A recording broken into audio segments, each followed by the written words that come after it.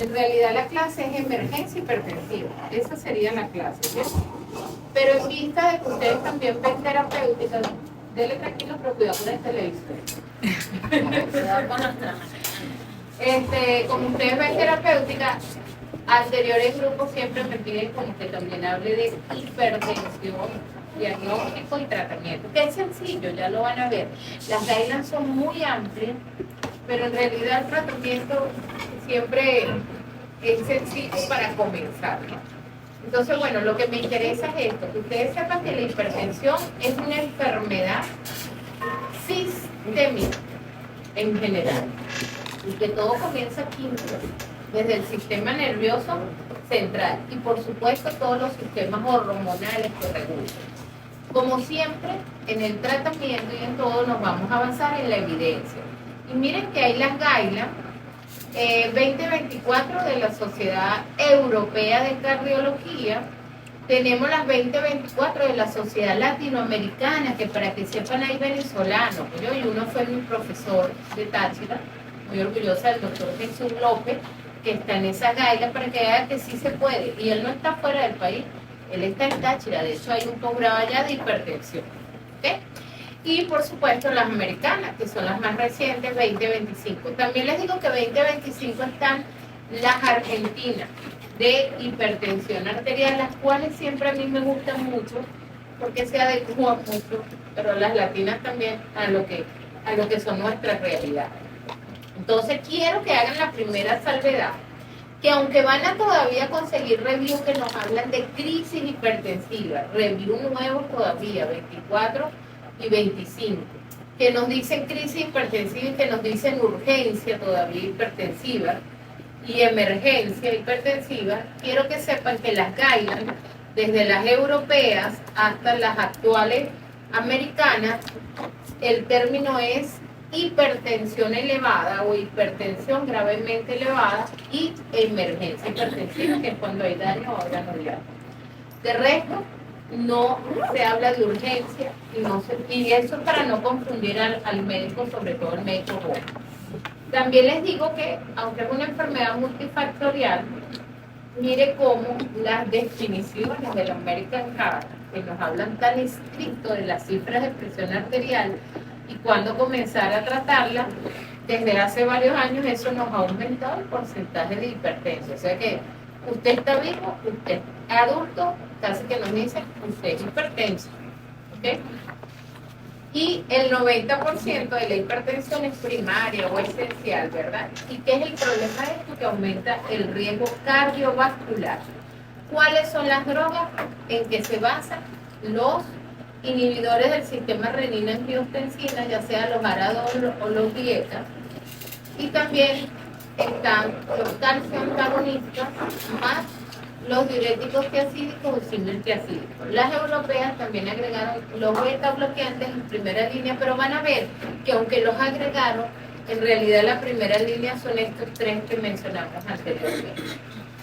Y la prevalencia para este año, que es el 2025, es de 1,5 billones de personas en el mundo que son hipertensas. Y de allí, entonces es muy importante la definición, ¿verdad? Según las directrices europeas, las directrices americanas, American Heart, ¿qué es un hipertenso? Es un paciente que tenga toda presión mayor a 140-90 milímetros de mercurio. Ahí todas están unidas. ¿Y qué es la presión arterial? Bueno, es eso. Cuando la sangre pasa por nuestros vasos, choca. Y eso produce una presión, que cuando se da durante la sístole, es la sistólica, y cuando se da en la relajación, que baja esa presión, es la presión arterial diastólica. Ahora, por definiciones hablamos de 140-90 y esto está desde el 2018.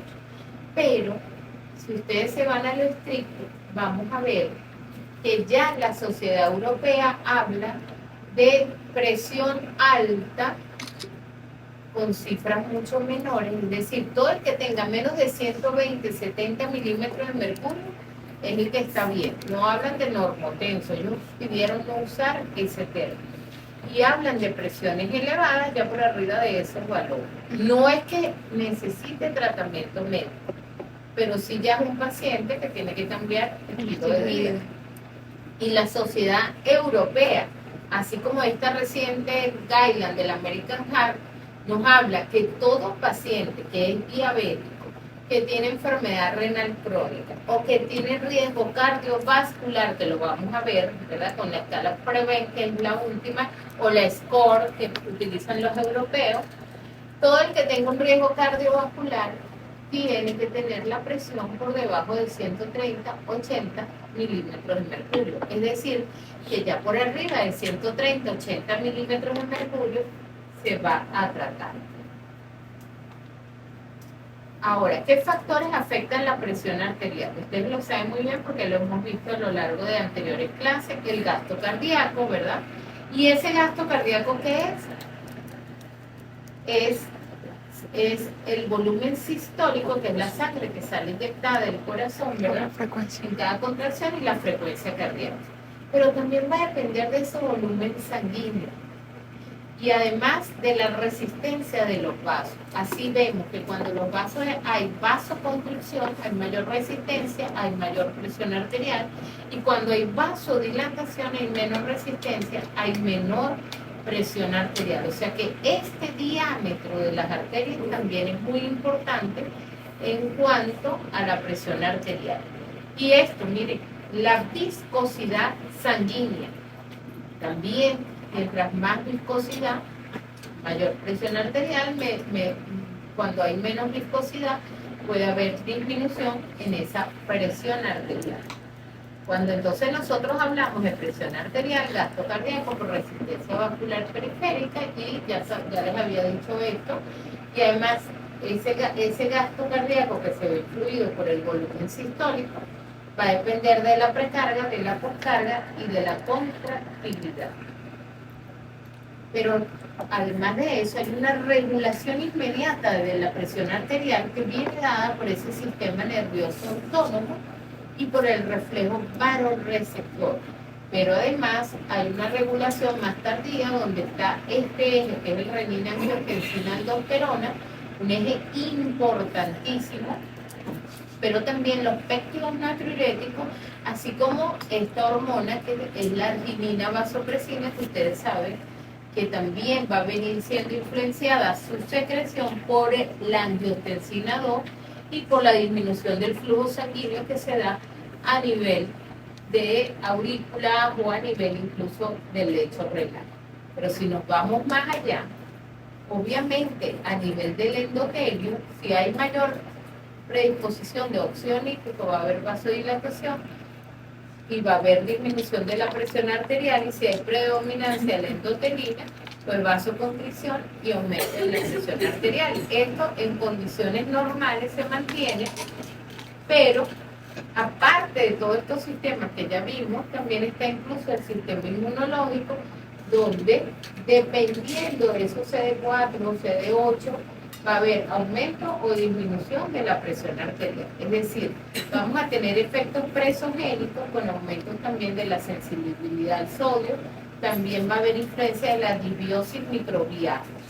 Pero si nos vamos más allá, y yo por eso les dejé esta porque me gustó mucho de la europea, ustedes van a tener factores genéticos, factores del comportamiento, o sea, genéticamente pueden venir predispuestos a sufrir de presión arterial, pero también hay factores del comportamiento como la actividad física, la dieta, la ingesta de sodio, obesidad, etcétera, así como factores incluso ambientales, que la polución está involucrado, y factores socioeconómicos y personales. No olvidándonos de mecanismos naturales del sistema renina-angiotensina-aldosterona, incluso de la disfunción endotelial. Entonces, hay elementos que aumentan la presión arterial, elementos que la disminuyen, factores genéticos, el estilo de vida, hábito tabáquico entre ellos, por supuesto, y ambientales como la polución. ¿Y cuál es el problema de la presión arterial?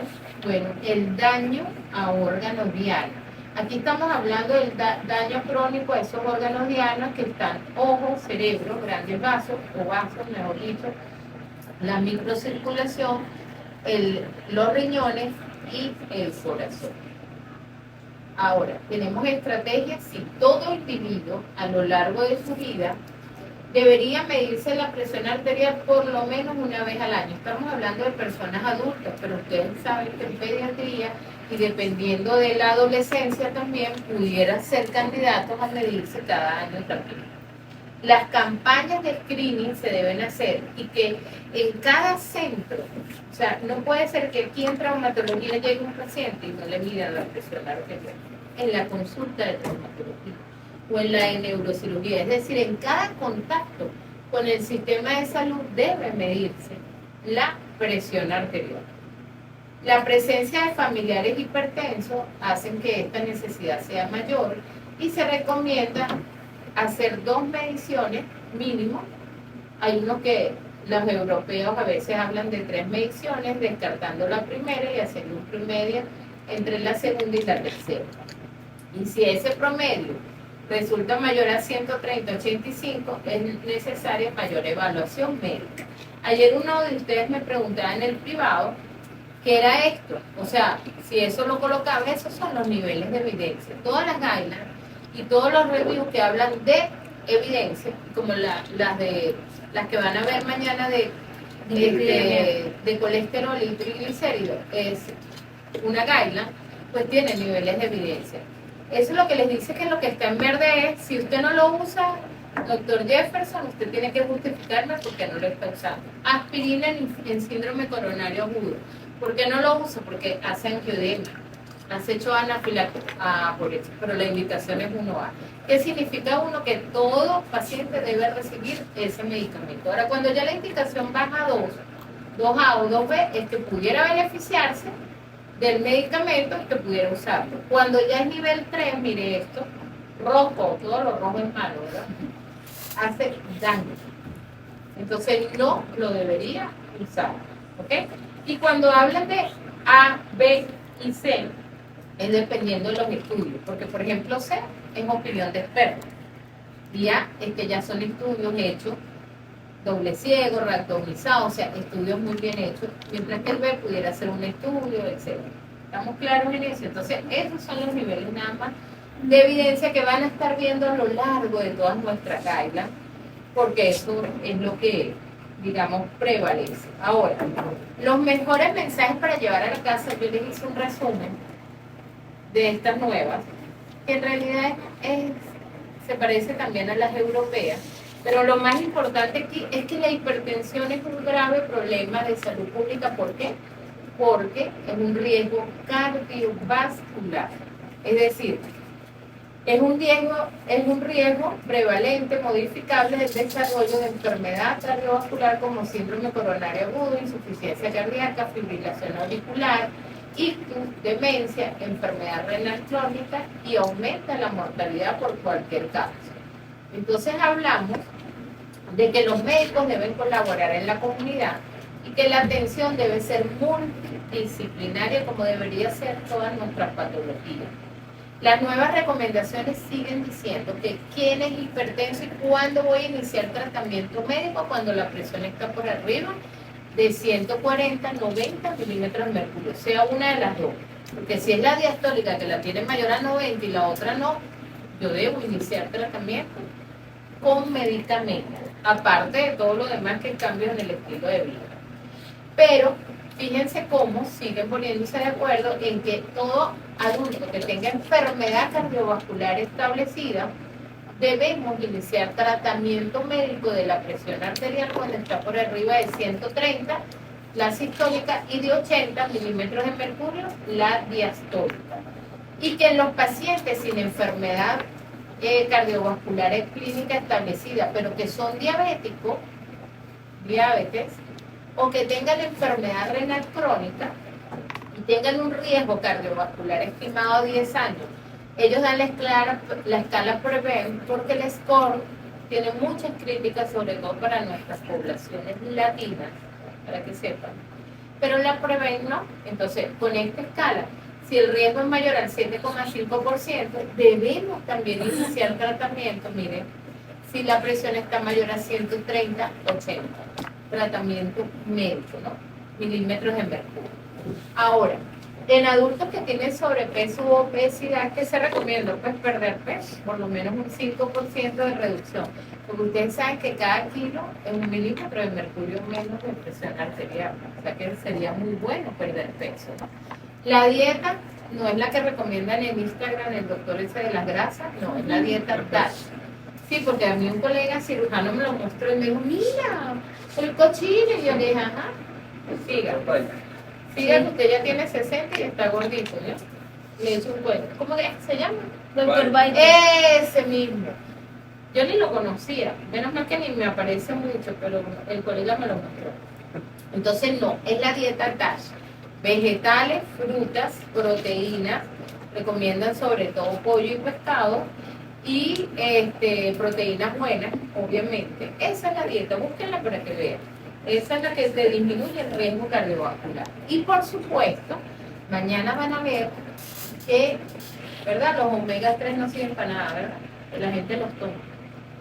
Para nada, para gastar plata en vano, porque no disminuye el riesgo cardiovascular, ¿verdad? La hipertrigliceridemia tiene que ser mayor a 500 o con riesgo de pancreatitis, pero son otros, ¿verdad? Mañana no. Lancé un spoiler, pero ¿ya vieron la serie ahí? Empezó. No. ¿No les gusta el terror? Sí, pero Soy fan del terror. ¿verdad? tenemos clases. Soy feliz viendo terror. Yo a las 3 de la mañana estoy viendo La Monja así live. O sea, para mí no es miedo. Para mí es miedo un malandro de petales, ¿no? Eso sí es miedo. Bueno, y disminuir la sal. Mire como ellos le dicen a 2 gramos, 2,3, pero ideal por debajo de 1,5 gramos. Muy bien, o 1500 miligramos. ¿Y cuál sal? Si no eres renal, si el paciente no es renal, deberían ser sales de potasio. Ahora, no sé si hay en Venezuela porque las he preguntado y nosotros tenemos son las de sodio, pero lo ideal es potasio. Y el hipertenso debe consumir potasio, pero no potasio, por favor, vía oral, a menos que tenga un déficit, ¿verdad? Que ya lo vimos en la clase, sino potasio que está en todos los vegetales verdes, en el tomate, en muchos frutos, exceso. Claros allí, ¿no? Y en adultos, ¿verdad? Con hipertensión, bueno, ahí está lo del potasio, eso lo van a leer, pero ya se lo digo. Doctora, una de las cosas que dice ese doctor también es que él dice que, sí, él dice que la sal y que no es mala.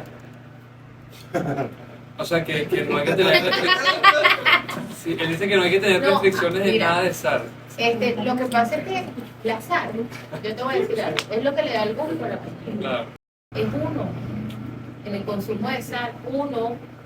O sea, no les estoy diciendo yo, con todo respeto para el doctor, que haga los trabajos, ¿no? Es uno, usted tiene que disminuir la sal. Y la sal es riesgo cardiovascular igual que los azúcares. ¿Estamos claros? Ahora, lo de potasio sí baja, ¿verdad?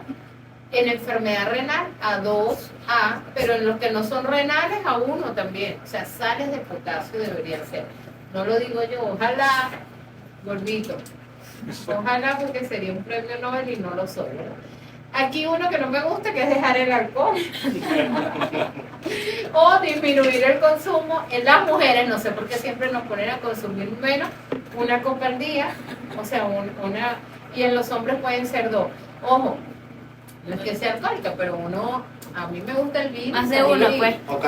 Ocasional, exacto, pero bueno. Los fines de semana. Pero no debería uno beberse al final de la semana lo que la copa, ¿no? Es 1 copa al día lo que beneficia. Y muy importante, esto sí me encanta, el ejercicio aeróbico, el entrenamiento de resistencia. No se pongan metas horribles, no le pongan metas al paciente que va a ser, no sé, la tipa esta marimacha que es corredora olímpica. No le pongan metas así a la gente, hay que ir poco a poco en esas metas, ¿okay? Y muy importante, la reducción, ¿verdad? O sea, del estrés. Y mire que nos hablan, aunque es un nivel de evidencia no muy alto, de reducir el estrés con yoga, con meditación trascendental, con todo eso. Control de la respiración. Mire que está en las guías. No hago mucho yoga, pero sí tengo una vida light en el sentido de que uno se desestresa, ¿okay? Y hay que hacerlo. Esto, medir las escalas con Prever, que es lo que ellos mandan, y que si a los 6 meses en los que no tengan mayor a 140-90, con cambios en el estilo de vida, con todo esto que estamos hablando, no logra la meta de estar por debajo de 130-80, deberíamos medicarlo si Prever tiene factores de riesgo. ¿Ok? Muy importante. Entonces, por eso les decía, si usted está vivo, usted es hipertenso. Y aquí está el resumen, miren, se lo dije, se lo pongo ahí en grande. ¿Quiénes vamos a tratar? Mayor a 140-90, no hay duda, medicamentos, ¿no? Todo el mundo cambia en el estilo de vida, todo el mundo, que yo sé que eso es lo más difícil, pero se puede, ¿ok? Pero yo sé que es difícil. Y luego, mayor a 130-80, todos los que son renales, todos los que son diabéticos, todos los que tengan factores de riesgo cardiovasculares, también se van a tratar. Y todo, el que no tenga esas escalas, pero que en 6 meses con cambios en el estilo de vida, si lo hicieron bien, todo eso, no logramos las metas, también pudieran ser susceptibles a tratarse con medicamentos. ¿Por qué? Porque la hipertensión es factor de riesgo cardiovascular. ¿Qué nos dicen las guías europeas? Bueno, los medicamentos, y tienen también 24 puntos nuevos, que en realidad es esto. No se angustien, que eso lo van a ver bien cuando yo se lo mande. ¿Pero qué es esto? Usted lo va a medir en su oficina o en el consultorio. ¿Cuántas mediciones? 2 o 3 y un promedio.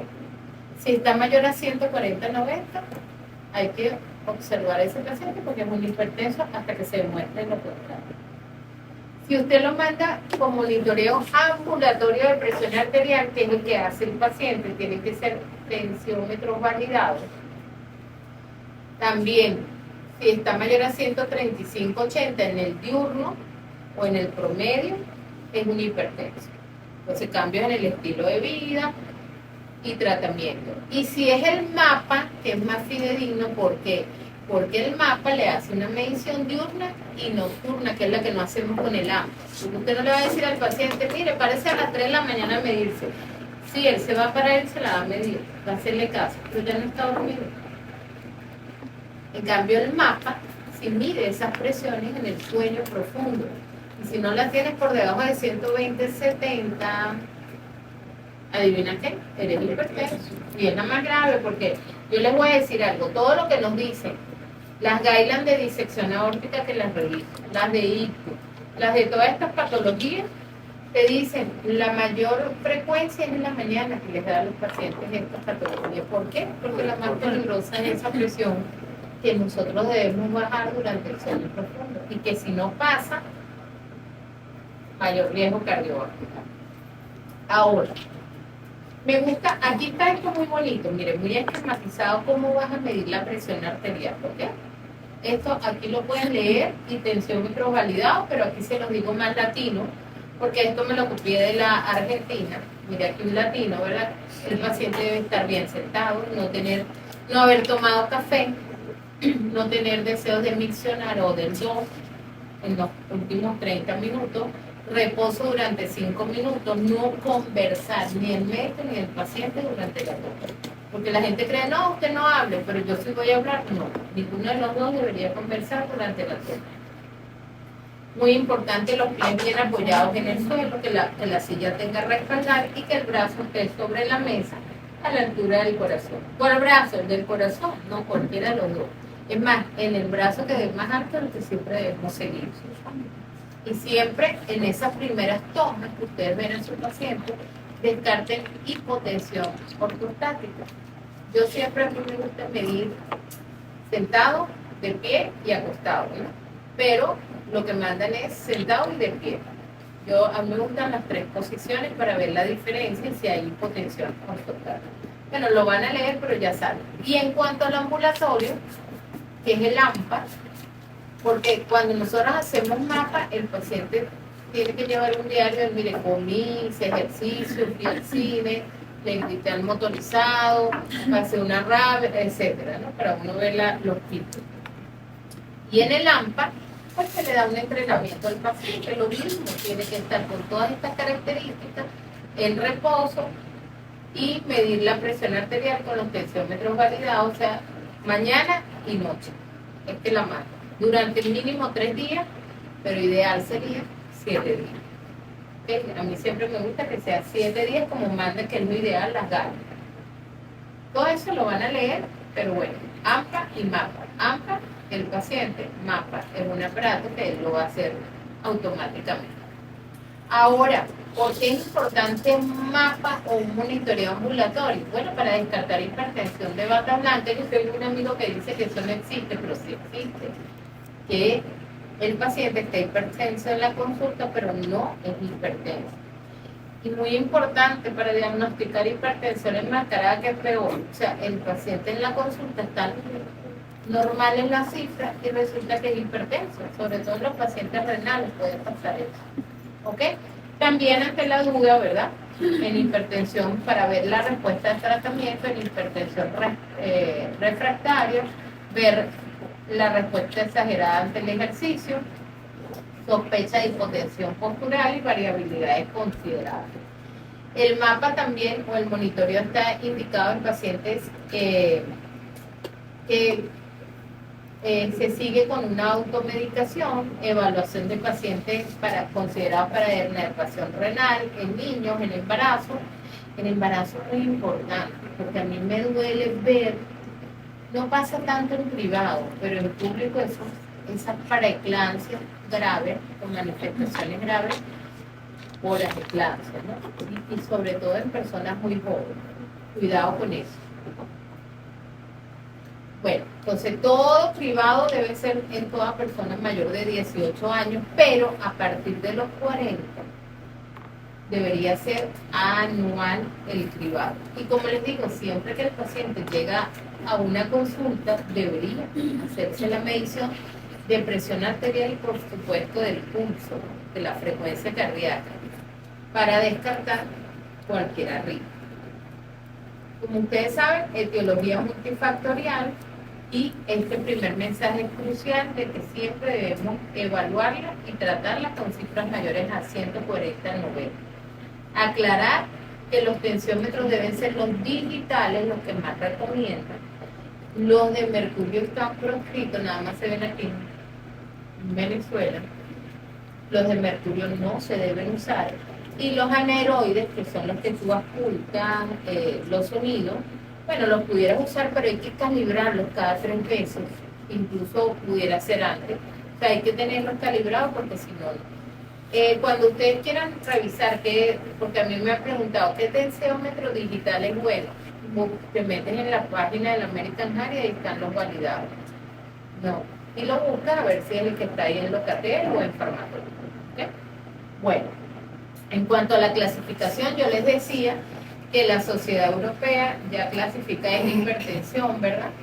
O presión arterial adecuada o presión arterial elevada, y que esta última guía del American Heart, si tiene diferencia, ellas siguen considerando normal menos de 120/80. Ellos nos hablan de normotenso.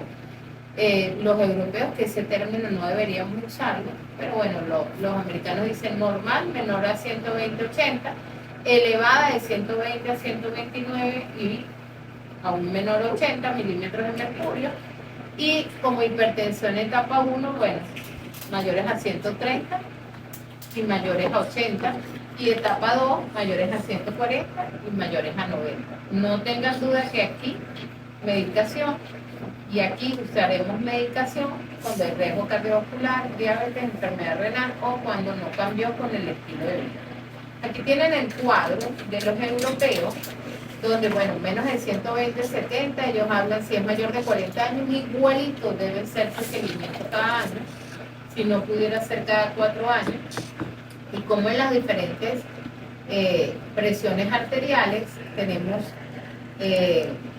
hipertensión sistólica aislada, y tenemos cuando el paciente llega con cifras de mayores a 180, 110 milímetros de mercurio y no hay daño agudo a órgano diana, que ese paciente hay que evaluarlo, de que no tenga una emergencia hipertensiva, no la hay, deberíamos iniciar tratamiento.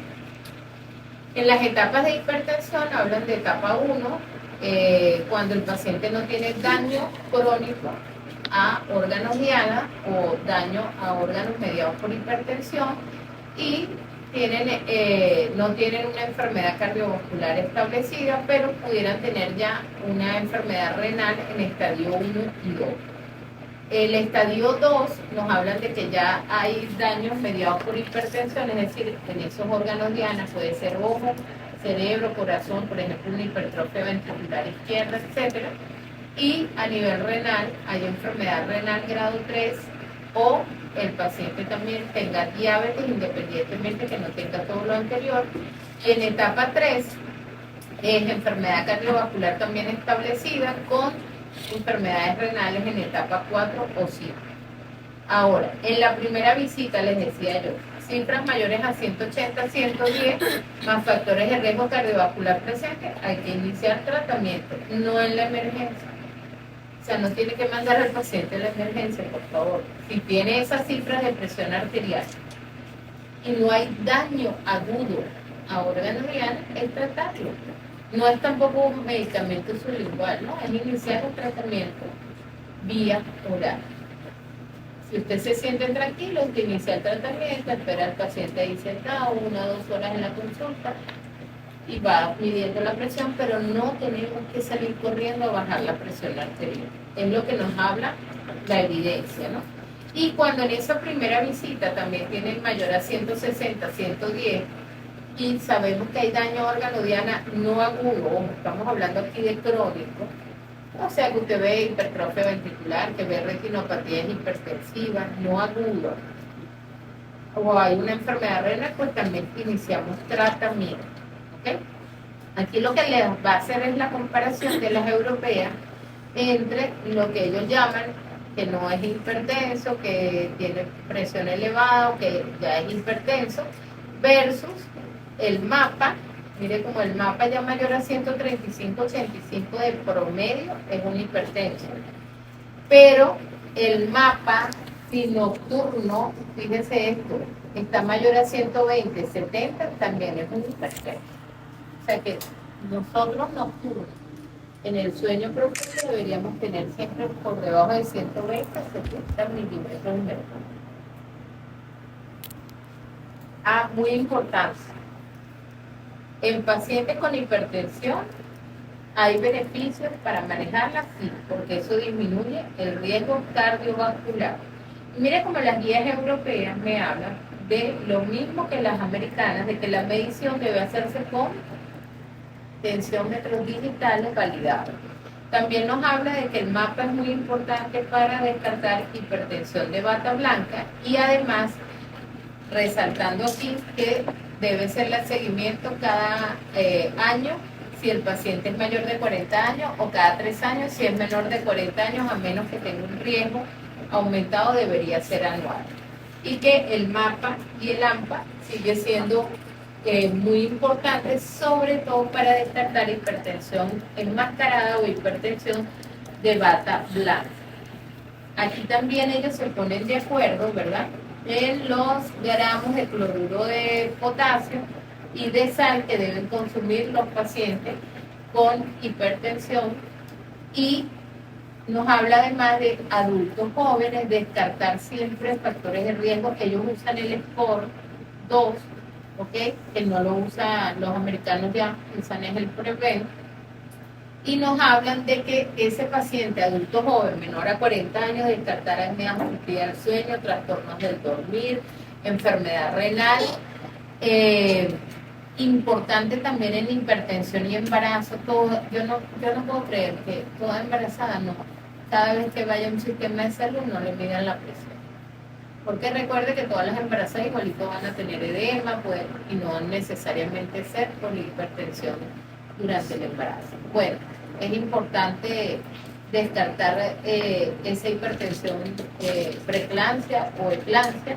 Y en pacientes mayores y frágiles sí nos hablan de que ese tipo de paciente pudiéramos iniciar monoterapia y pudiéramos iniciar con cifras, no con las metas de menos de 130, 80, sino menos de 140, 90 si lo tolera, y algunos mayores a 80, 85 años pudiera ser metas un poco mayores, como por debajo de 160 milímetros de mercurio, porque son frágiles. Esto me gustó mucho porque el ictus hemorrágico, ¿no? ¿Vamos a disminuir la presión arterial? Sí. En las primeras 6 horas nos piden que disminuyamos a 140 o por debajo de 140 milímetros de mercurio. Ictus hemorrágico, o sea, ACV hemorrágico. Pero, ¿qué dice la guía? Que si esa disminución para cumplir esa meta es por arriba de 70 milímetros de mercurio, entonces no es beneficioso, hace daño. O sea, usted la va a disminuir a 140 o por debajo de 140 si no cumple el criterio de que sea mayor a 70 milímetros de mercurio, porque no es beneficioso para el cerebro. También hace daño. Eso se lo pongo ahí. Todo lo que les resalte en rojo, les recomiendo que lo lean. Y esto es muy importante en cuanto a la gestión, empoderar al paciente y en el hogar y al familiar. Dígame. O sea, eso último que, perdón, eso último que mencionó es que no se puede bajar la presión. Ajá, Sí, por ejemplo, usted le llega un ictus hemorrágico y créanme que yo he visto, ustedes no lo creen, pero yo tenía fotos de eso. En el monitor con línea arterial he visto 300 de ese todo. 300 y de eso fue en Guillain-Barré. Los Guillain-Barré nos hacen un síndrome de hiperactividad adrenérgica y ustedes ven eso. Pero, ajá, póngase usted que ese paciente tiene 220, 120. Si es isquémico, usted sabe que lo va a bajar si está por arriba de eso. Si no, observe. Pero si es hemorrágico, sí lo bajamos. Lo bajamos a 140 o por debajo de 140 milímetros de mercurio. Eso es lo ideal. Pero ¿qué le dice la guía? Cuidado si esa bajada es más de 70 milímetros de mercurio para cumplir esa meta. Entonces ahí podemos dejarle, por ejemplo, en 160. ¿Por qué? Porque por arriba de bajarlo más de 70 milímetros de mercurio es dañino para ese paciente. ¿Estamos claros? Ahora sí, ¿me expliqué? Bueno, y esto me gustó porque recuerden, el objetivo fundamental del tratamiento es disminuir morbilidad. El paciente hipertenso, es importante ver el riesgo global, no solo tratar la presión arterial. Y los fármacos que se deben considerar, bueno,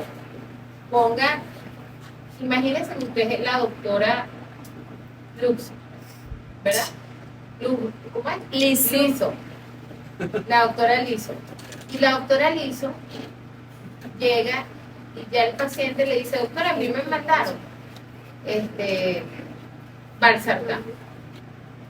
Y no me hizo nada. Entonces la doctora Liso dice, bueno, yo le voy a mandar un valsartán que es mejor. No, Liso. Ya los ARA no lo hicieron. ¿Qué deben probar? Calcio. O sea, eso es importante, tomar en cuenta que ya el paciente con cierto grupo de medicamentos no evolucionó. Pudiera tener un componente que hace que ese medicamento, que es de los mejores que hay, para él no sea adecuado. O a lo mejor, ¿verdad? El doctor Eric recibió al paciente y el paciente le dice, yo con los sartán, no, por ejemplo, con tactopril o con el alapril hice angioedema. Doctor, y me costó para respirar. Y dice, no, pues yo le voy a mandar lisinopril. Puede hacer el angioedema, es grupo, es un efecto de grupo. ¿Estamos claros? Sí. Pudiera ser que no, doctor. He visto casos que el paciente tomaba lisinopril, se lo cambiaron al alapril y hizo angioedema, que con el lisinopril no lo había hecho aparentemente. Pero tomen en cuenta siempre eso. Y también, importantísimo esto, ojalá y una sola píldora que tenga 2 o 3 medicamentos que necesite el paciente, porque eso hace que la adherencia, pero lo malo es el costo, ¿no?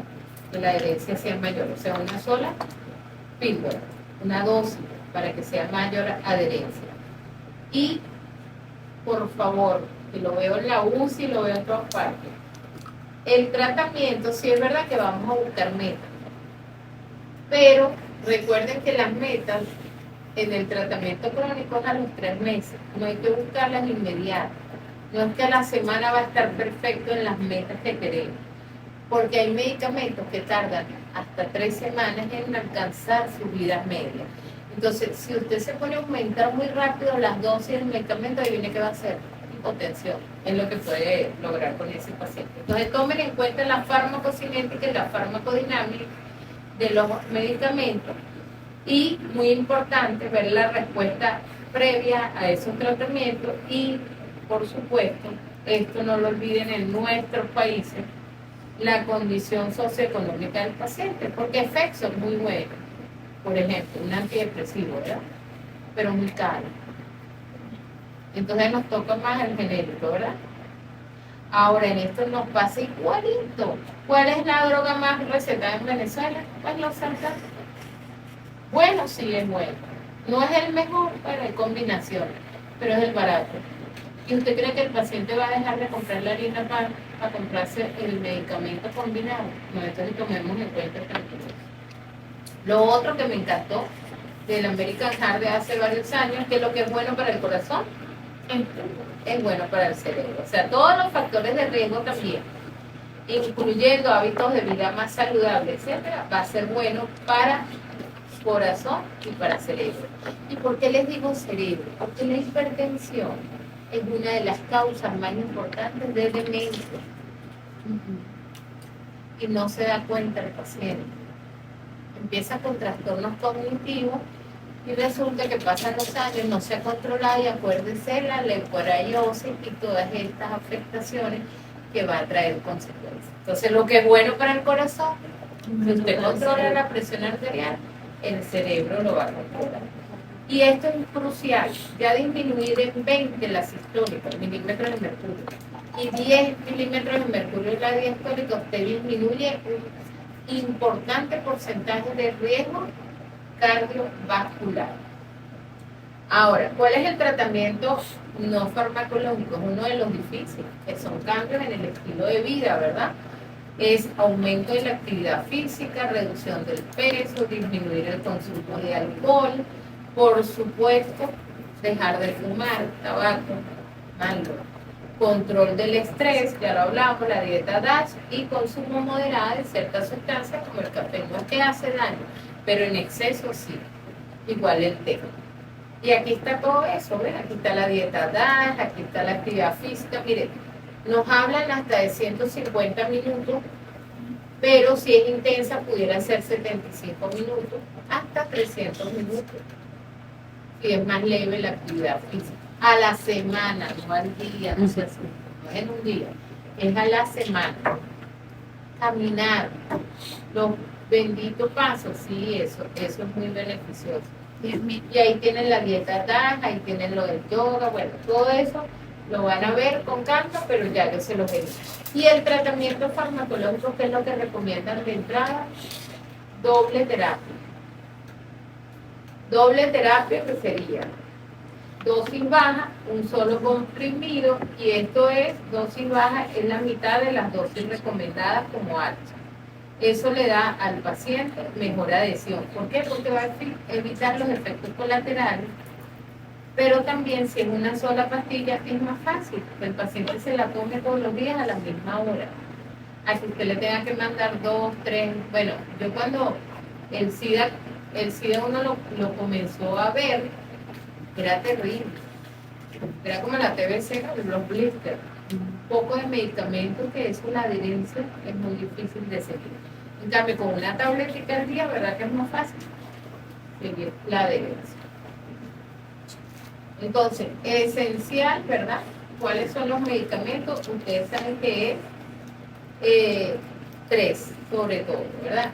Y ECA-UARA2, que son los del sistema renina-angiotensina, los calcio antagonistas y tiacidas o símiles tiacidas, o sea, hidroclorotiacidas, clorthalidona o indapamida. Muy bien.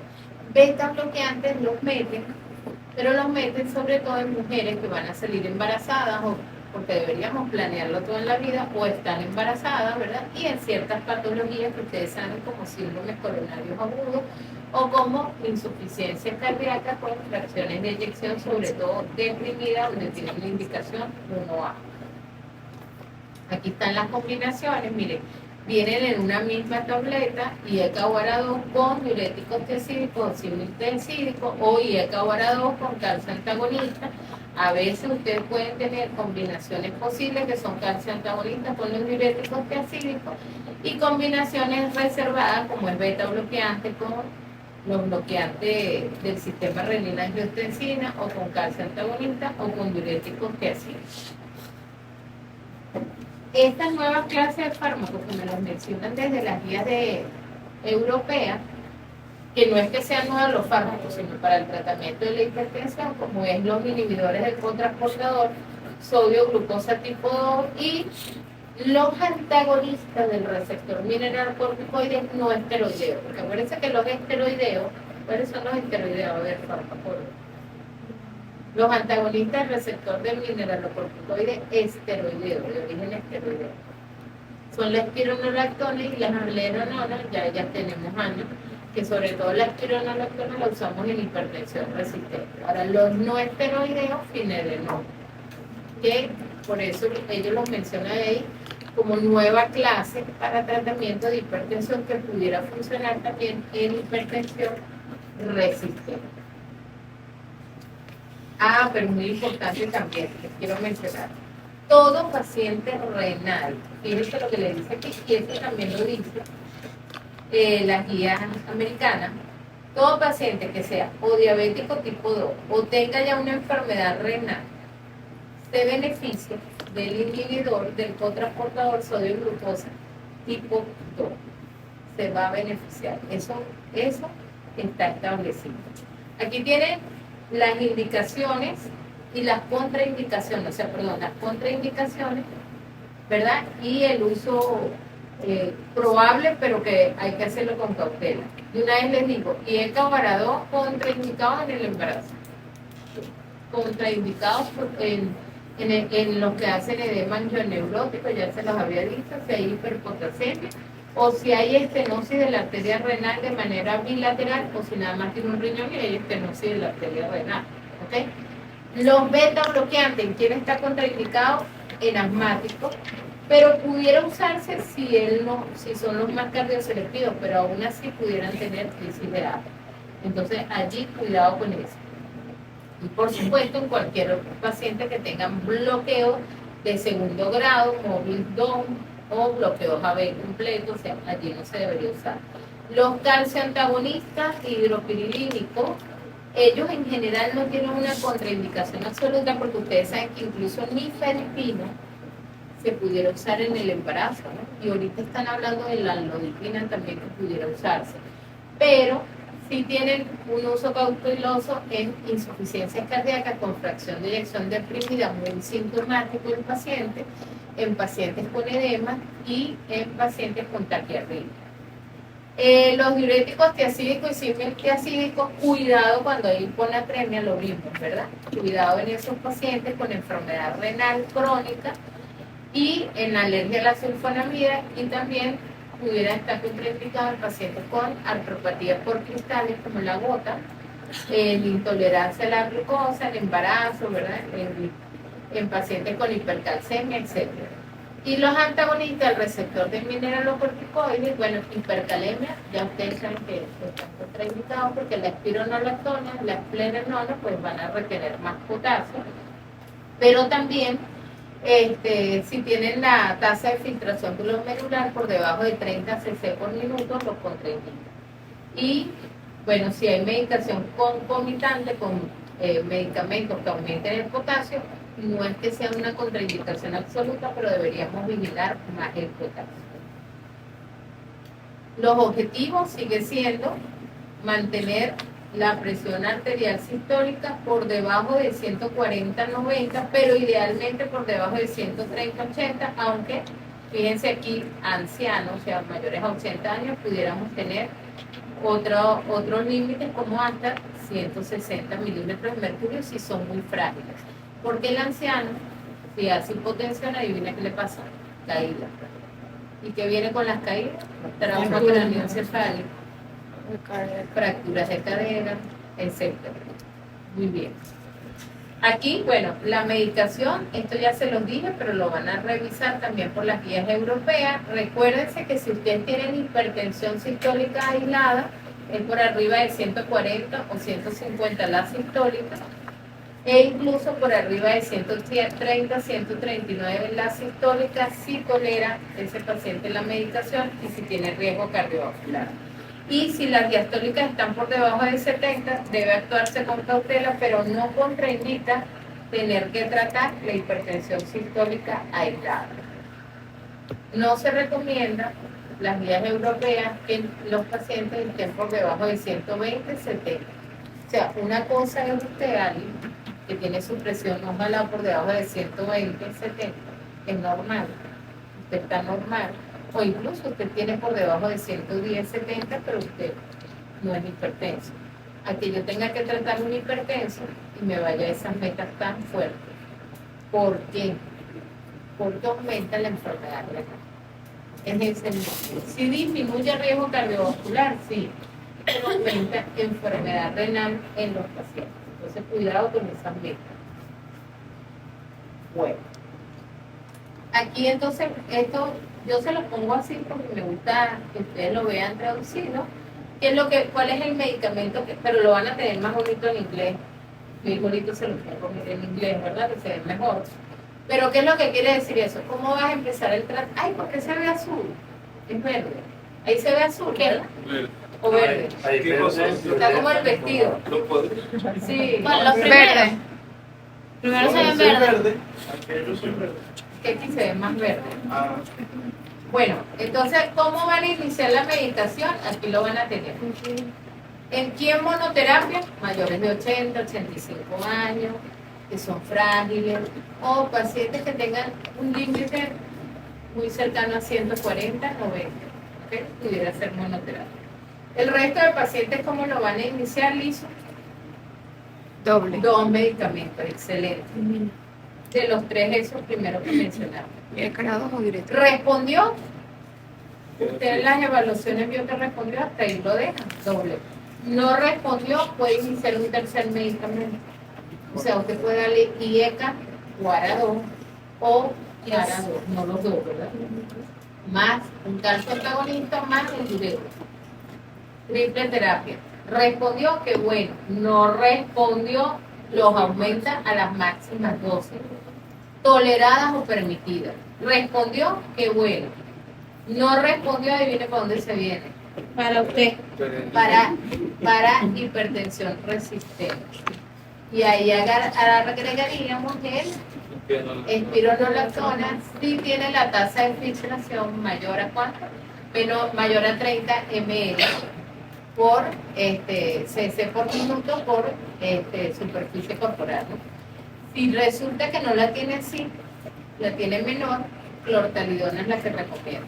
Y de ahí seguimos agregando, ¿ya? Porque hay pacientes que tienen 4 y 5 medicamentos. Y ahí vienen los agonistas alfa-2, como la clonidina y otros medicamentos así. Ya vamos a hablar de eso, pero sepan que cuando ya tienen 3 medicamentos a las dosis altas y aún así las metas no se cumplen, que es por debajo de 140, 90 milímetros de mercurio, hablamos de hipertensión resistente. Ahora, estar seguro de que verdad tiene adherencia el paciente, porque el paciente es como los hombres, miente. Siempre miente. Los pacientes de los dos sexos. Y le dicen, yo me estoy tomando los medicamentos y no se está tomando ninguno. Entonces hay que estar claros de que de verdad hay adherencia. Ahí lo tienen en inglés, ¿ves? Que es más bonito, ¿verdad? Se ríe. Entonces, miren este cuadro tan fácil y bonito. ¿Qué es para acá?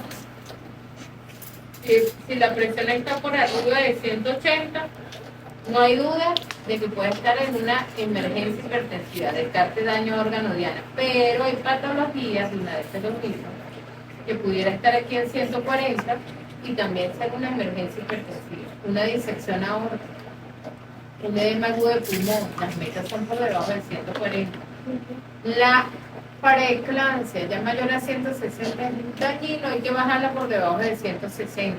La hemorragia subaracnoidea, etc. ¿Estamos claros? La hemorragia intracerebral. Ahora, en cualquiera de estos, bueno, ustedes ven, si está por arriba de 140, 80, 140, 90, perdón, milímetros de mercurio, usted inicia tratamiento antihipertensivo ¿con qué? Con doble medicación, a menos que sea un adulto frágil o que esté muy cerca del 140. Y muy importante, evaluar si se controla o no se controla, entonces excluir también resistente, hipertensión resistente, o excluir hipotensión o hipotensión no total. Eso es lo que quiere decir el relojito. Aquí lo tienen en inglés y este cuadro se lo puse en español, pero lo puse también en inglés porque se ve mejor en inglés, ¿okay? De los diferentes grados de hipertensión. Ahora, hipertensión resistente, como se llama hoy en día, verdadera, es cuando tienen cifras mayores a 140, 90 con 3 medicamentos a las dosis altas de esos medicamentos. ¿Cuáles 3 medicamentos? Bueno, tiene un IECA-Varadol, tiene un diurético tiacídico o símil tiacídico y tiene un calcio antagónico. ¿Ok? Cuando yo necesito, ¿verdad?, en esos pacientes agregar un medicamento, generalmente es espironolactona, pero tiene que tener la tasa de filtración glomerular mayor a 30 ml por 100 gramos, si no será clorpralidona, que es lo que más recomiendan en las guías europeas cuando la tasa de filtrado está menor a 30 ml por minuto por unos 73 metros cuadrados. Como novedad, y eso también lo da la americana, si usted tiene hipertensión resistente y la tasa de filtración está mayor a 40 ml por minuto por 1,73, la denervación renal. Es una clase de recomendación 2, nivel de evidencia 2. Entonces, usted tiene una hipertensión resistente, tiene ya los 3 medicamentos a altas dosis, agregó la espironolactona y no logra adecuado control, que es por debajo de 140-90, entonces está la denervación renal siempre, claro, el grado de indicación ustedes lo ven que es 2, siempre que la tasa de filtración esté mayor a 40 ml o 40 cc por minuto por 1,70. Bueno, hipertensión resistente, más de 3 medicamentos, ya lo saben, y se llama hipertensión resistente controlada cuando logra las metas pero con 4 medicamentos. Entonces, ¿qué es hipertensión resistente? Que usted tenga 3 medicamentos y no logre las metas. ¿Qué es hipertensión resistente controlada? Cuando agregó el 4º medicamento y controló, pero es resistente controlada. Y está la refractaria, 5 medicamentos y nada. Eso pasa, sí, raro. Hay que descartar otras causas. ¿Y la adherencia? Anemia días del sueño, como que el paciente tenga una hiperaldosteronismo, que tenga un síndrome de Cushing, que sea un paciente, o sea, que haya un problema renal de base, ¿ok? En las arterias, etcétera. Obesidad, también la obesidad. Nadie que tenga un peso o una obesidad con un índice de masa corporal mayor a 35 a 40, hay que mandarlo a reducir el peso. ¿Okay? No es que mayor a 30 no, también, pero es que estas ya son obesidades, imagínense. Y hay gente que tiene mayor a 50 el índice de masa corporal, ¿sí? Kilogramos por metro cuadrado. Entonces, bueno, ahí tienen hipertensión refractaria, que ya les dije, y incluir espironolactona. Aquí están las causas de hipertensión resistente, siempre adherencia, por favor. A lo mejor no está tomando los medicamentos, así los usa. Y aquí están las causas, ¿verdad? Enfermedad renal, yo se las mencioné. Aquí tienen los antagonistas del receptor de mineralocorticoides, que los esteroideos como la espironolactona es el más usado. También se puede usar esteronona, pero más usada espironolactona. Y los no esteroideos, mire todo lo que hay, pero finerenone ya está en nuestro mercado. Bueno, en Venezuela se consigue que lo traen, pero sí se consigue. Pero van a tener otros no esteroideos que se están probando. Aquí tienen las causas, que ya les dije varias de esas. Importantísimo: obesidad, apnea obstructiva, Cushing, hiperaldosteronismo, pero la adherencia, les vuelvo a decir, aquí está cuando se agrega espironolactona y cuando vamos a denervación renal, que es una clase 2B, bueno, cuando con todos estos medicamentos no logramos control y tienen tasa de filtración mayor a 40 ml por cc de 40 ml por minuto por 1,73. Esto nada más se los traigo así de novedad porque mire, sacubitril o valsartán, ¿saben qué? Sí. Sacubitril, valsartán. No saben qué, pero sacubitril o valsartán. Es Sí. uno de los 4 pilares de la insuficiencia cardíaca. ARNI, ¿verdad? Ajá. Es uno de los pilares del tratamiento de la insuficiencia cardíaca con fracción de eyección reducida. Bueno, mire este trabajo que es ahorita del 2025, donde el sacubitril a dosis más alta, porque en la insuficiencia cardíaca las dosis metas son 100 redondeando, ¿no? Porque acuérdense que viene con sus comas y la broma, 100 BID.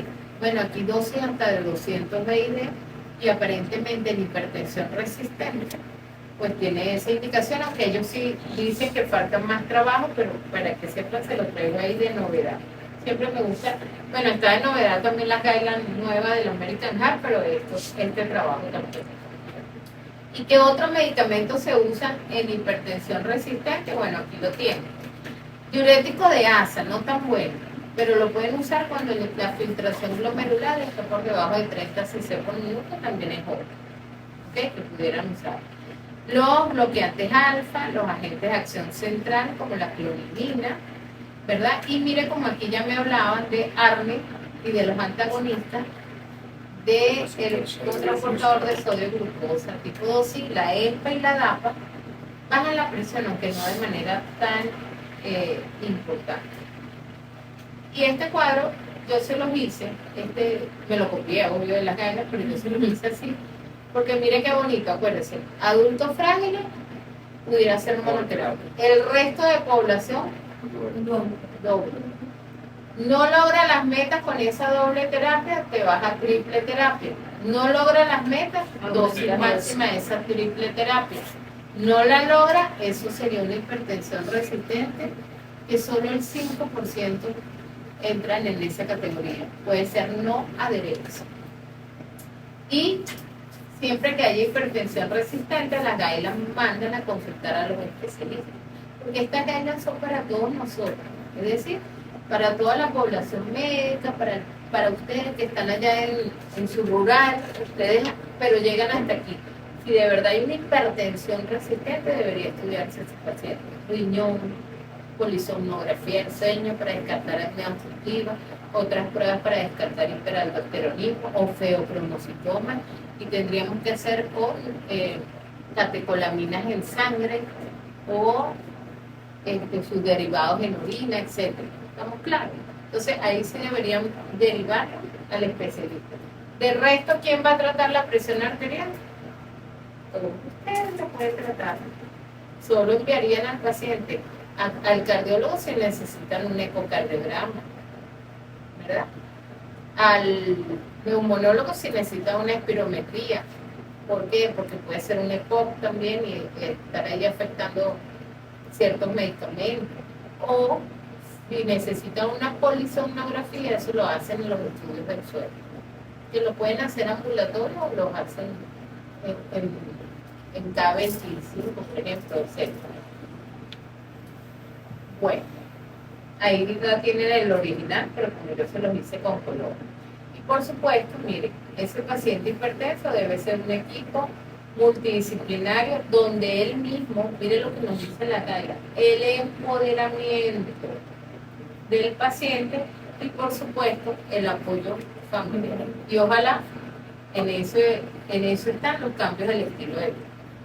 Les voy a dar esto, siempre se los doy, pero se los preguntan en el oral sus queridos profesores. Yo no, y ellos les dicen, ¿verdad que sí, Alex? Te lo pregunto. Si el paciente, dependiendo de la comorbilidad, ¿cuál es el tratamiento que mejor le funciona a ese paciente?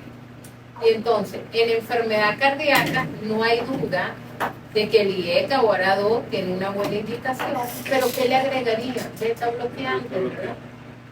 Recuerden eso siempre. O si tiene insuficiencia cardíaca, ¿qué agregaría? Salcubitril. ¿Qué más? El antagonista del receptor del mineralocorticoide. O sea, cuando veamos insuficiencia cardíaca, si la vemos mañana, que mañana seguro vemos síndrome coronario, ¿verdad? Son 4 pilares. Entonces, eso está en las clases, muchachos. No sé por qué se caen ahí. Y le gusta mucho al doctor Galonde, le gusta mucho a los... No es que los estoy sinvergüenciando, sino que está en las clases y a veces fallan en decirlo. Si es un diabético, ¿qué le iría mejor? Y ECA o ARA-2. ¿Ustedes recuerdan que sí, el diabético eso le va muy bien? O sea, obvio que el tratamiento es la triple terapia. Yo siempre lo defiendo y le digo, no, pero es que las guidelines en general hablan, pero también las guidelines da esto. Por eso se los traigo.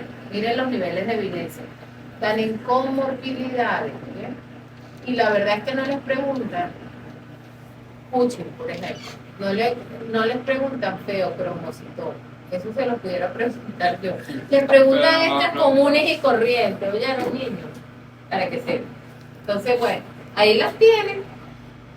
En enfermedad renal crónica, pues también IECA o ARA-2 le va bien, pero obviamente recuerden que hoy en día hablamos de el inhibidor del cotransportador de sodio glucosa tipo 2, en diabetes, mire aquí, IECA o ARA-2, en hipertensión y EPOC, las metas son las mismas, IECA o ARA-2, o sea, IECA o ARA-2 casi que para todo el mundo. ¿A quién no? Embarazo. Cuidado. No. Y a quién no, hipercalemia, porque si está hipercalémico hay que ver qué es lo que está pasando. ¿Okay? Bueno, control del tabaco, etcétera. Y en enfermedades reumatológicas, ustedes saben que la mayoría lo hacen, incluso por el consumo de esteroides.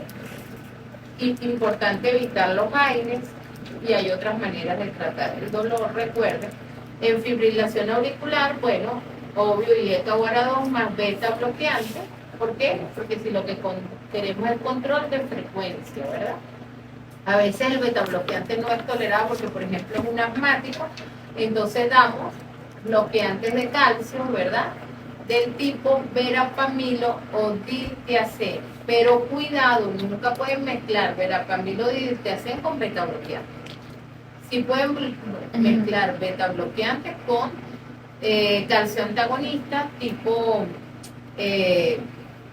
nifedipino, aloipino, aunque con cuidado, pero nunca con verapamilo o diltiazem. ¿Okay? Cuidado porque esos son antiarrítmicos. Que son los no dihidropyridínicos, ¿ok? Este cuadro me gustó porque es de la europea, que le dice, en todas las etapas, cuando usted hace el diagnóstico o evalúa al paciente, todas las etapas se benefician ¿de qué? De cambios en el estilo de vida. ¿Y cuándo va a empezar a dar medicación? Sin duda alguna, cuando está por arriba de 140-90, y cuando hay riesgo cardiovascular, diabético o enfermedad renal, cuando está por arriba de 130-80. Ahora, este me gusta porque está contraindicado, miren las contraindicaciones, ¿verdad? Ya yo esto se lo mencioné con las guías europeas, pero mire cómo, cuidado con las tiazidas y el síndrome metabólico, cuidado con las tiazidas y el embarazo, la diabetes y la gota. Ojo, en diabetes la podemos usar, sí, pero vigilen. Igual los beta bloqueantes los podemos usar en diabetes, sí, pero vigilen y adviertan al paciente que puede disfrazar los síntomas de hipoglucemia. Es decir, no se da cuenta y choca. Y en Estados Unidos hay demandas a los médicos por eso, porque no le advirtió al paciente que podía disfrazar los síntomas de hipoglucemia. Aquí no, porque aquí no demandan a nadie. Esto nada más para que vean las combinaciones, miren como en una sola píldora pueden haber varios medicamentos, ¿verdad? ¿Y qué no combinar? Grábese este, me interesa. Beta bloqueantes y clonidina, ¿por qué? Cuidado porque pueden bloquearse. Me llegó un paciente sin médico, le tenían clonidina y beta bloqueantes entre los medicamentos y nos llegó con un bloqueo B completo. No se murió porque tiene plata y le pusimos el marcapaso. El temporal, obvio que cuando enfermo. Aquí a lo mejor se muere, porque aquí que yo sepa, para tener marcapaso externo, mientras uno también pone el temporal, pasa y se muere el paciente. Entonces no hagan esas combinaciones niños y las hizo un cardiólogo. Beta bloqueantes y los antagonistas de calcio no dihidropirilíticos como el verapamilo de Intercept, también bloqueo, cuidado. Bloqueadores alfa-1 y clonidina, hipotensión, sobre todo ortostática, al cambiarse de posición, pueden caer desmayados. Y ECA-OARA2, y lo he visto también en cardiólogos. Y ECA-OARA2 no se deben combinar, más el peor daño renal. Y por supuesto no se puede combinar ECA-OARA2 o otro inhibidor de la renina como la glicirel, porque causa más disfunción renal y también eventos cerebrovascular. Y esto se lo pongo en grande porque me duele cuando veo la combinación. Y ECA-OARA2, no lo digo yo, lo dicen todas las guidelines, no se debe poner. Usted puede usar uno o el otro, pero no los dos. Sí, hace muchos años salieron trabajos de los dos porque hay un beneficio en cuanto a disminuir la presión arterial, pero mayor daño renal. Ahí está lo que dice la guía. 3A. ¿Qué significa 3A? Daño. No se debe usar. Todos los rojos no se usan. Todos los 3 no se usan. ¿Ok? Bueno, y aquí tienen este cuadro porque me gustó de los diferentes medicamentos, ¿verdad? Y cuando la tasa de filtración está por debajo de 30, acuérdense que en hipertensión resistente usamos clortalidona, ¿verdad? Y pudieras usar otros medicamentos. ¿Cuándo derivar al especialista? Hipertensión resistente, gente joven, porque es hipertensa, estudiar riñones, estudiar hiperaldosteronismo. Cuando hay daño a órganos diana, sobre todo si usted sospecha corazón, etcétera, hay que hacer ecocardiograma, hay que hacer pruebas más importantes y las emergencias hipertensivas. Esa sí va para la emergencia. ¿Okay? Esa sí no se trata en el consultorio. Obviamente a lo mejor a usted, doctor, le va a tocar tratarlo mientras lo deriva. Bueno, ojalá y lo traten, pero ¿cómo se trata una emergencia hipertensiva? ¿Cómo? La etanol. Intravenosa. Muy bien. ¿Y dónde debería estar el paciente? No lo digo yo, lo dicen todas las guidelines. ¿Dónde? En el Olimpo, en la UCI.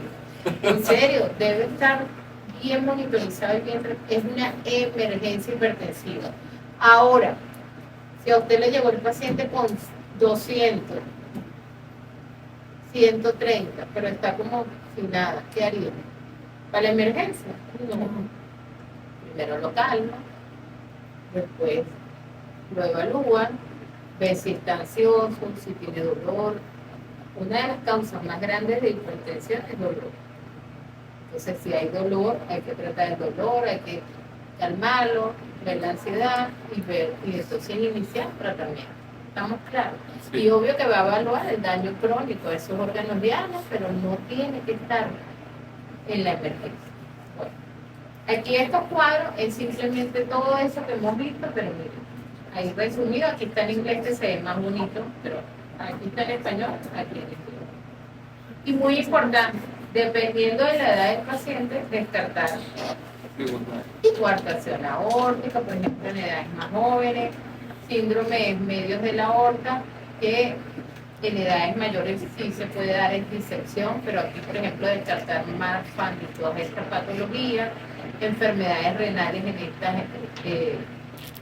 o del parénquima renal en estas edades, pero la renovascular y la arteriosclerosis renal en edades incluso ya desde los 40 en adelante. Cushing, feocromocitoma, bueno, el feocromocitoma es raro verlo mayores de 60 años, pero en la medicina, bueno, pudiera pasar. Y los hiperaldosteronismos. Muy importante lo que usted va a hacer, la historia clínica, el examen físico, peso, talla, índice de masa corporal, pero por favor recuerden que ahora hay un nuevo valor de obesidad, que es el índice de cintura, que siempre ha sido el riesgo cardiovascular, pero que hoy en día el índice de cintura es muy importante, índice de cintura talla, ¿no? Que son los nuevos criterios. Pero si me hace el índice de masa corporal, chévere, Chévere, ¿por qué? Porque por lo menos me la están identificando. Y un laboratorio, ¿verdad? Básico, donde está la hematología, está todos los electrolitos, por favor, el funcionalismo renal, tiroides, eso se lo tengo más adelante del American Heart en grande, pero tiroides también hay que descartar disfunción tiroidea. Y por supuesto, dependiendo, se hace el examen de orina y se hace el índice creatinina albúmina y albúmina en orina parcial, ya no tiene que ser en 24 horas. Y dependiendo, por supuesto el electrocardiograma, que ustedes saben que se le hace a todo el mundo, y sí, es importante, y dependiendo de lo que consiga, pues usted le va a hacer ecocardiograma, pruebas de eco renal o doble renal, angiotomografía si sospecha de disección, obviamente, y por supuesto resonancia y el fondo de ojo que nunca lo deben dejar. Entonces, bueno, recuerden estas perlas, los objetivos de la presión, evitar presiones por debajo de 120 milímetros de mercurio, la dieta DAS, el cambio en el ejercicio, la terapia combinada, beta-bloqueantes, sobre todo en caso de mujeres que van a estar en etapa de embarazo, y la monoterapia en pacientes de alta fragilidad o que están muy cercanas a las cifras a 140, y en pacientes mayores a 80, 85 años, como lo dicen las guidelines. Esto no se asusten, yo nada más se los regalo porque en otros de ustedes me dijeron cuáles eran las dosis de los diferentes medicamentos. Bueno, esta la saqué del OPI, que es un libro que yo amo, de fármacos en cardiología y de Ependio. Y aquí están todas las dosis de todos los diferentes medicamentos, beta-bloqueantes, calcio antagonista, antagonistas del receptor de mineralocorticoides y todos los IECA o ARA2. ¿Ves? Por ejemplo, fíjense aquí, olmesartán hasta 40 miligramos una vez al día, valsartán hasta 320 miligramos, ¿verdad? Una vez al día se puede dar, y así por el estilo. O sea, ¿sabe por qué le nombran valsartán? Porque ese también se encuentra genérico y es muy buen medicamento. Pero bueno, por ejemplo, los sartán hasta 100 una vez al día. Ya van a ver que la insuficiencia cardíaca es hasta 150. ¿Okay? Pero bueno, ahí lo tienen. Y aquí están, miren, todos están aquí. Todos. ¿Okay? O sea, son muchísimos, pero es como un resumen que les puse de todos los medicamentos. No es que se los tienen que saber, pero ¿cuáles se tienen que saber? Los sartán que se lo van a preguntar, ¿verdad? Valsartán que se lo van a preguntar. Bisoprolol. ¿Cuál otro le van a preguntar? Que eso no lo pela. Carvedilol, metoprolol. Ese no lo preguntan mucho aquí porque no lo hay, pero en Estados Unidos sí, yo les encanta. Intravenoso o vía oral. ¿Cuál otro le van a preguntar aquí? Hidroclorotiazida, ¿cuál es la dosis? Ya que los diuréticos tiazídicos son 3, clortalidona, hidroclorotiazida y dapamida. Pero ¿cuál es en Venezuela? Hidroclorotiazida sobre todo se lo van a preguntar. Indapamida, fácil, 1,5 a 2,5. Hay otras dosis mayores, pero es rara usar las dosis mayores. ¿Por qué? Por las arritmias, porque produce mucha hipocalemia. Y cuidado con las arritmias mortales. Bueno, y ahí tienen las pruebas de laboratorio básicas. Esto es el electrocardiograma, ¿no? Estas son las básicas que me da el American Heart, pero va a depender del paciente. Usted manda a hacer el eco, un eco renal, etc. ¿Hasta aquí bien? Sí. Bueno, ahora sí entramos al tema como es. Que yo les doy todo esto porque sé